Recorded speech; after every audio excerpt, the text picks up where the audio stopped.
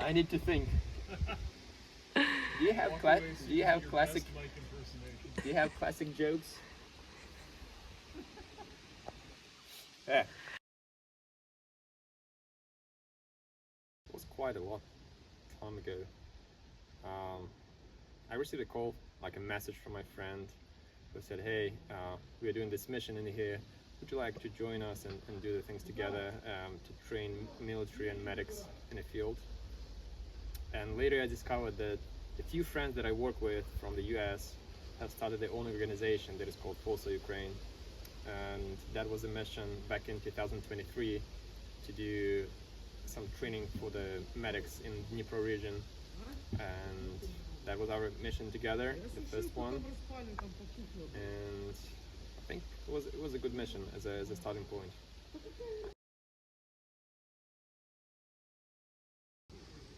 I don't really have one topic. I enjoy a lot of the things that we teach. But among the last ones that we were teaching, I really enjoy the blood sweep. It's a critical moment to quickly assess the patient and try to understand what are the injuries there, which are critical injuries, which are not. Things that are supposed to be addressed right now at this point of time and things that can wait just a little bit. It's a crucial skill. So many.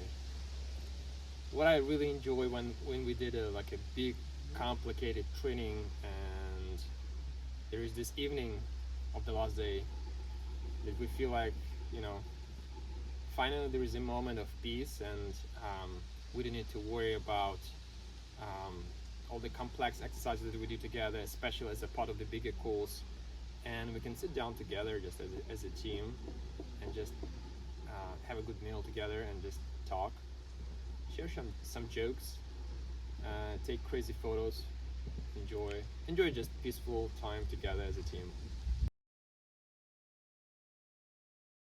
I think the hardest part is the after mission jet lag. So because we spend a lot of time together as a unit, we kind of get to know each other very close. We sleep together, we eat together, we work out together, we train together. And missing that routine is something that is really hard for me. When I go back home and do my own things, I feel like something is off, something is missing, and it takes me quite a few weeks to understand, like, okay, this is your new routine now. You adapt, you work out together, you worked out together before, now you work out alone. You ate together before, no, bro, it's your kitchen now. You can do whatever you want, but there is no pal sitting there with you, just eating this interesting kind of meat that we usually get in the field, or the buckwheat, or any other thing that we eat. So having that change is something that takes time to adapt. We just had a recent experience with a group of medics that we train in an urban environment in Kyiv. So these were people just from different units and groups, and the training was for them like advanced care. And at some stage, I remember I was a part of the activities. I was just supporting activities that were happening in the room, and I was called out because we were doing our big exercise there, and I was called out that there are people that wants to talk to you, and I look to the right of me, next to the exit. I see a group of like really confused ladies, and they are like a little bit of screaming, and they are kind of pale on their face, and they don't enjoy what's happening right now, though we do enjoy it a lot because it was patient care scenario.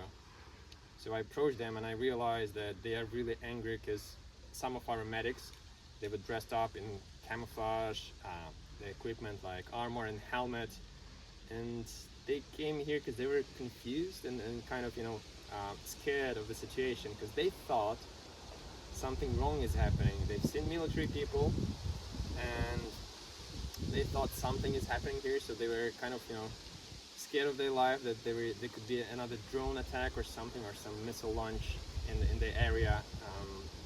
But also someone called police, and it wasn't just one call, it was like many calls, and the ridiculous situation turned into even more ridiculous, because from the very basic thing that we thought it's only military people that are exercising, there were rumors that something else is happening. We had casualties in moulage, and some of them really moulaged so well. By the way, Emily, Yuria, thank you so much for that. That people believe that it's real injuries. And there was a guy who was not feeling good that day. He was moulaged, like, you know, he was hit really hard in his head, and someone thought that military people were there and they were trying to beat people.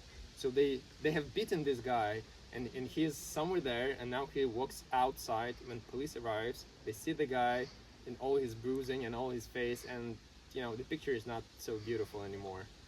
So we had to deal with the situation to explain to everyone, you know, it's a moulage, it's just an exercise that we do, and they seen by their own eyes that we have medics that were treating casualties, so it was under control. But that was one of the most hilarious situations we ever had as a part of Força mission.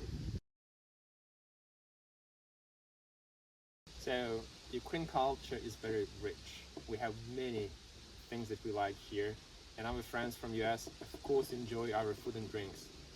So my good friend who likes to treat us with the food he enjoys, like vareniki, borscht, but especially shashlik that he loves so much. We have days sometimes when we have special places where we go to taste these dishes. So we would enjoy some shashlik, have a good conversation, talk a little bit about work, about life, about anything. And of course we would order our favorite drink, kvass, because nothing can happen without kvass. I like these moments a lot.